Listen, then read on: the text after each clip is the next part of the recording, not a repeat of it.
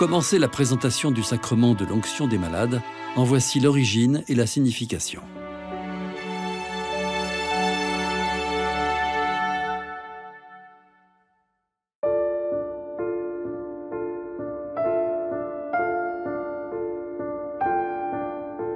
L'onction des malades est l'un des 2 sacrements de guérison. La notion de guérison est une dimension essentielle de la religion catholique, qui porte un message d'amour du prochain et de compassion pour ceux qui souffrent. Les chrétiens croient que Dieu peut guérir toutes les blessures du cœur et de l'âme. C'est pourquoi le Christ a offert à son Église le sacrement des malades pour transmettre sa force dans les épreuves de santé. Ce sacrement est le signe de la présence du Christ auprès des croyants confrontés aux épreuves de la maladie ou de la vieillesse, et il leur apporte une aide spéciale pour les affronter. Le sacrement de l'onction des malades était autrefois appelé extrême-onction, car il était principalement administré en tant que dernier sacrement aux baptisés arrivés au terme de leur vie.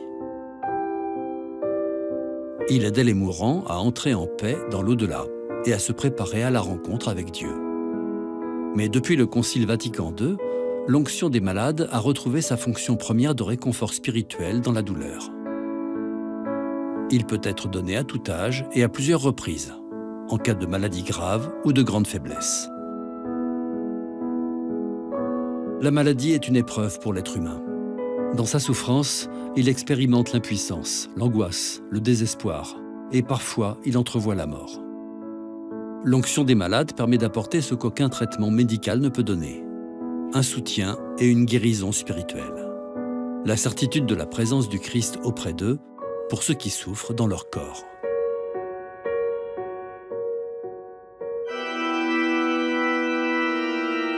Dans les évangiles, Jésus, qui a partagé notre condition humaine jusque dans la souffrance et la mort, fait preuve d'une attention constante envers les malades.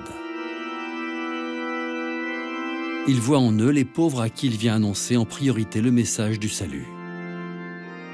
En les guérissant, il manifeste à tous sa compassion. Il confie ensuite à ses apôtres le pouvoir et le devoir de continuer d'apporter en son nom le réconfort et la paix dans la guérison. L'évangile de Marc rapporte que les apôtres faisaient des onctions d'huile à beaucoup de malades et les guérissaient. Après sa résurrection, les disciples de Jésus poursuivirent cette mission comme en témoigne l'épître de Saint Jacques adressée aux premiers chrétiens. « Quelqu'un parmi vous est-il malade ? Qu'il appelle les prêtres de l'Église et qu'il prie sur lui après l'avoir oint d'huile au nom du Seigneur.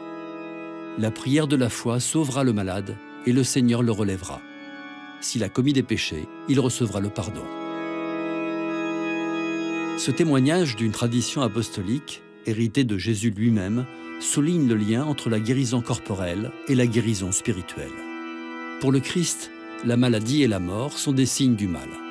Et lorsqu'il guérit, c'est toujours le corps et l'âme en même temps, car combattre la maladie, c'est aussi combattre le mal. C'est pourquoi ce sacrement, bien qu'il puisse parfois apporter une guérison ou un mieux-être physique, conduit avant tout à une guérison intérieure. Et aujourd'hui, à la suite des apôtres, l'Église continue à dispenser, au nom du Christ, soulagement et paix aux malades, à travers la grâce spéciale de ce sacrement. L'onction des malades doit être demandée librement. Elle ne peut être donnée que par un prêtre qui administre le sacrement à la personne du Christ. Les autres fidèles présents lors de sa célébration représentent la communauté chrétienne qui, comme un seul corps, se rassemble autour de celui qui souffre et le soutient par la prière et la communion fraternelle.